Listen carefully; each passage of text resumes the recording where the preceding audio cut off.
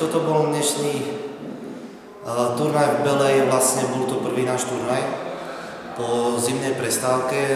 Ja si osobne myslím, že splnil účel z pohľadu toho, že síce takto, prehrali sme 4 zápasy, 2 sme vyhrali, ale osobne si myslím, že v 3 zápasoch sme mohli byť úspešnejší aj vyhrať tieto zápasy. Zároveň z pohľadu tých herných činností chlapci sa snažili o spracovanie lopty, o prihrávky, dokonca prichádzali aj herné kombinácie. Výborne nám chytal dneska David Kodubeň.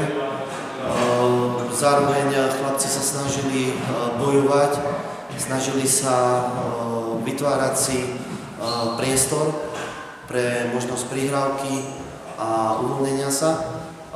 Ja by som chcel im za tento turnaj poďakovať a samozrejme aj rodičom, ktorí ich sem priviedli, pretože je veľmi dôležité, že ich vedú k takému krásnemu športu, ako je futbal.